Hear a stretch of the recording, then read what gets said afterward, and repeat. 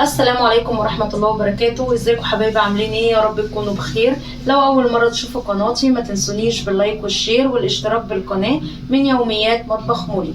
الفيديو بتاع النهاردة فيديو هيلسي، يعني فيديو صحي جدا. هعمل لكم وجبة فطور حلوة جدا. طبعا الشوفان لا غنى عنه طبعا وغني عن التعريف. وجبة الفطار ديت وجبة كاملة متكاملة، ممكن تعمليها لولادك لجوزك، وبالذات لو ليكي ابن بيتمرن في الجيم او زوجك بيتمرن في الجيم او عندك اطفال صغيرين. طبعا محمد ابني واقف ورا الكاميرا وعمال يضحك عشان هو احسن واحد يعمل الوجبة دي ويفطر ويجري على التمرين. طبعا الوجبة ديت حلوة جدا، فيها فيتامينات عالية جدا، فيها الياف، فيها مضادات اكسدة، فيها كل حاجة، بروتين للجسم عالي جدا. ممكن تعملوا سيرش على جوجل عن الوجبة ديت وهتشوفوا الفوائد او الكنوز اللي فيها. بجد الوجبه دي كنز، يعني ممكن تاكليها الاطفال لو عندك اطفال صغيرين. انا ساعات عن نفسي بديها لروجي بنتي عندها 4 سنين، باكلها لها، حلوه جدا وكل الحاجات اللي فيها مغذيه ومفيده والفيتامينات بتاعتها عاليه جدا. يعني انا مع نفسي ما بقطعهاش من البيت كوجبه اساسيه لاولادي. طبعا نشوف مع بعض الوجبه ديت عباره عن ايه، يلا بينا. هنا هنبدأ معانا بقى المكونات بتاعتنا زي ما انتم شايفين.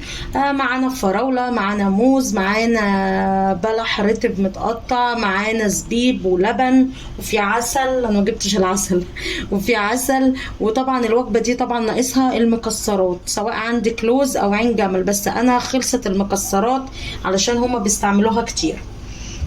لو ما عندكيش مكسرات يعني الحاجات دي بتكفي عن المكسرات، في لوز في عين جمل نحط برضو، لان دول من ضمن الحاجات الاساسيه في الوجبه دي. طبعا المكونات دي كلها هنزلها لكم في صندوق الوصف عشان تعرفوا المقادير كويس جدا.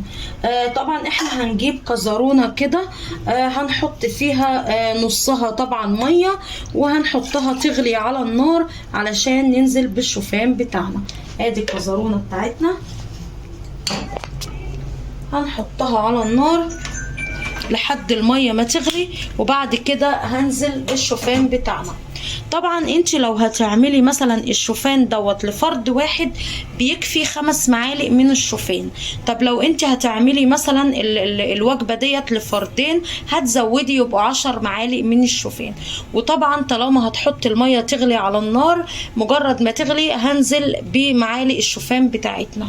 طب لما انزل بالشوفان ما سيبش الشوفان على النار وامشي، لان الشوفان بيغلي بيفور بينزل على البوتاجاز بيبهدل الدنيا، فلازم تبقي واقفه قدامه، لان الشوفان مش هنسيبه يتهري. انا عايزه بس الحبايه بتاعه الشوفان تندغ معانا، يعني تتكي عليها تلاقيها استوت خلاص، هوب هنرفع منها على النار الكلام ده. تعالوا بقى اوريكم حبه الشوفان وانواع الشوفان اللي معانا ايه. بصوا، في نوعين من الشوفان. في شوفان حبه كامله زي ده. بصوا انا هحاول اقرب لكم عشان تشوفوا كل حاجه. ده حبه كامله، الشوفان دوت حبه كامله صحيحه زي ما انتم شايفينها كده. وفي شوفان بيتباع بيبقى مكسر نص حبه، ده مش حلو النص حبه، يعني انا جبته كذا مره وجربته ما كانش حلو في الاكل وولادي ما حبوهوش. انما الحبايه الكامله اللي انتم شايفينها ديت بيبقى طعمها حلو جدا في الاكل، وتحس ان انت بتاكلي حاجه هي بتنفش وبتزيد عن كده في الغليان، يعني اكنك بتاكلي، همثلها لك، اكنك بتاكلي مثلا بليله. فهم ولادك هيحبوها علشان بيبقى طعمه حلو جدا لما بيتغلي الشوفان ويتحط عليه اللبن والفواكه والعسل، بيدي طعم حلو. طيب انت ممكن تاكلي الشوفان مجرد ما تعمليه بيبقى سخن او دافي، ممكن تاكل الوجبة. والأحسن من كده لو حطيتيه في التلاجة شوية، نص ساعة مثلا يسقع شوية، بيبقى طعمه فوق الخرافة. طبعا بيبقى طعمه حكاية. عندي بنت الصغيرة ما بتاكلوش إلا إذا كان ساقع من التلاجة. فالوجبة ديت حلوة جدا جدا، ونشوف هنعملها ازاي دلوقتي. هنا المية غليت معانا زي ما انتوا شايفين كده. هننزل معلقة 2 3 4 5 6 7 8 9 10 معالق معانا من الشوفان. طبعا الشوفان لما هيستوي بيزيد معانا زي ما انتوا شايفين كده، لما بيغلي غلوتين كده بيزيد معانا. اهم حاجة ان احنا نسويه لحد ما ينضغ، هو يا دوبك غلوتين 2 وتضغطي على الحباية تشوفيها استوت معاكي ولا لا. زي ما قلت ما نسيبوش علشان خاطر ما يفورش مننا لانه بيفور.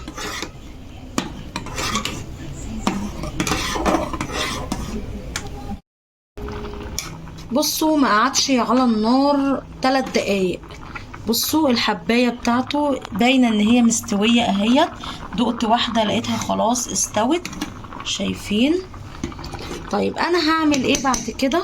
هطفي عليه وهنجيب مصفى زي ديت كده تكون ضيقه وهنصفي الشوفان بتاعنا وهرجع لكم تاني. كده خلاص احنا صفينا الشوفان بتاعنا. احب ان انا اوريكم شكله اهوت بعد انا ما صفيته كده استوى خلاص. هنحطه في الطبق. انا ساعات والله بحطه لولادي في كوبايات، يعني علشان بنتي تتقبله ان هو كبليله او اي حاجه اضحك عليها بيها، احطه في كوبايات مع اللبن والعسل واديهولها. طبعا بيبقى طعمه حلو جدا مش محتاج اي حاجه. بصوا شكله، حاول تقرب الكاميرا عشان عايزه بس الدخان ده شكله. طبعا بعد ما استوى الحبه معايا صيحه زي ما هي، لا اتكسرت ولا اي حاجه. ليه؟ لان انا ما هريتهوش، انا بس مسكت الحبايه بعد دقيقتين لقيتها استوت، طفيت على طول وصفيناه بالمصفى. طيب بعد كده انا هنزل بكوبايه اللبن اللي معايا، كوبايه كبيره. انت هتحطي كوبايه اللبن، حسيتي ان انت محتاجه لبن تاني حطي، يعني انت حسيتي ان الشوفان معاكي كتير وهتحتاجي اللبن تاني حطي لبن. يعني الوجبه ديت عايزه تحطي تزودي فيها لبن ماشي، عايزه تزودي بلح ماشي. طبعا على السنه طبعا يبقى عدد فرد في البلح 7، انا حاطه 15، يعني انتوا فاهميني. طبعا مش كل الكميه، يعني انا ممكن اخد 4 حبات فراوله، صباعين موز 2 لا اكتر ولا اقل، معلقه عسل واحده. عايزه تزودي في العسل كويس جدا، يعني مش هيضرك، انت فاهماني؟ على حسب ما تدوقي وتحسي انت عايزه تزودي ده او ده. شويه مكسرات حلوين عندك حطيهم. كل الحاجات دي ما فيهاش اي حاجه لو زودتيها تضر، بل بالعكس ده بتفيد. ممكن ناخد شويه لبن كمان.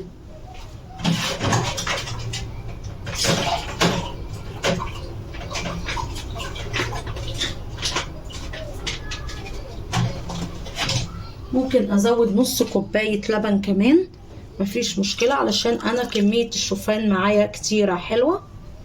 طيب بعد كده هنزل بالبلح الرطب بتاعي، هنزل بالبلح اهوت. طبعا يستحب ان يكون البلح طري علشان سنانهم طبعا، لاني انا مش شرط احط اللبن سخن، يعني ممكن احطه بدرجه حراره الغرفه. عايزه احطه ساقع ماشي، ما انا ممكن ما اكلش الوجبه دلوقتي واحطها في التلاجة. تمام. معايا شويه زبيب. طبعا الزبيب ما فيش غنى عنه ان انتي تحطي زبيب طبعا في الوجبه ديت.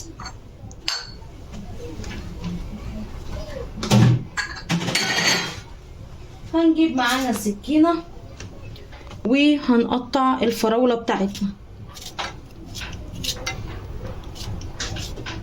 طبعا والله يعني انا مش محتاجه احلف، وجبه بجد جميله جدا، بالذات للناس اللي بتتمرن، بالذات لو عندك طفله ما بتاكلش كويس، ابنك رايح الجيم، او جوزك، او انت ذات نفسك ممكن تعمليها ليكي انت. يعني انت ممكن تكتفي بالوجبه دي، بس الوجبه دي مش هتفطري، يعني انت تعملي الوجبه دي ليكي كفطور، لكن مش هنفطر خلاص، هي دي بتغني عن الفطار.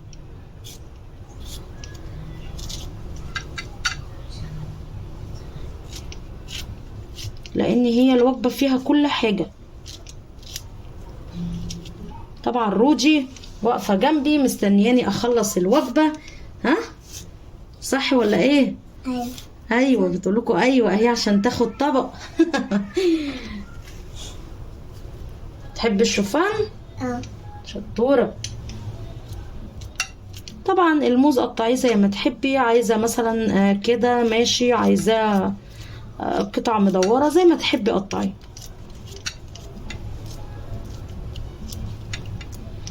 يعني ممكن نكتفي بصباعين موز، لو الكميه كبيره زودي، ما عندكيش غير صباعين موز برضو الوجبه زي ما هي، مش يعني قيمتها مش هتقل ولا حاجه. الله اكبر، الله اعظم.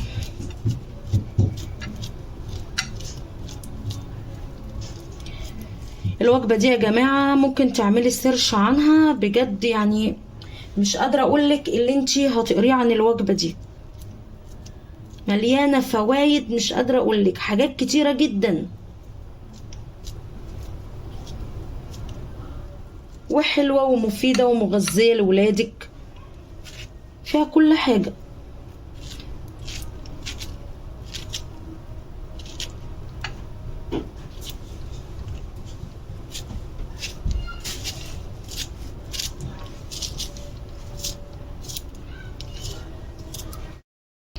كده خلاص احنا قطعنا الموز والفراولة بتاعتنا، وهننزل كمان اخر حاجة معانا معلقة العسل الابيض زي ما انتوا شايفين كده.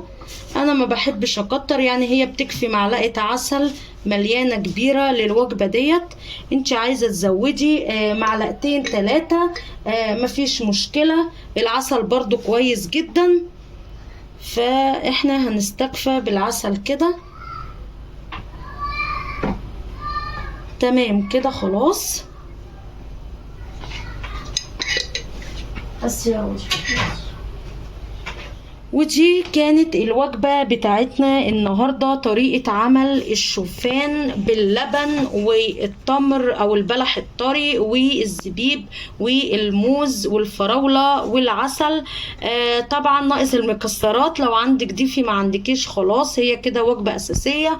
اتمنى ان طريقتي ديت تكون عجبتك، وطريقة بسيطة جدا وسهلة تفيد اولادك وزوجك وتفيدك انت ذات نفسك. اتمنى ان هي تعجبك. كل مقادير الوصفة هكتبها لك في صندوق الوصف عشان تقدري تعمليها. اتمنى ان طريقتي تكون فادتك وعجبتك. ما تنسنيش باللايك والشير والاشتراك بالقناة من يوميات مطبخ مولي.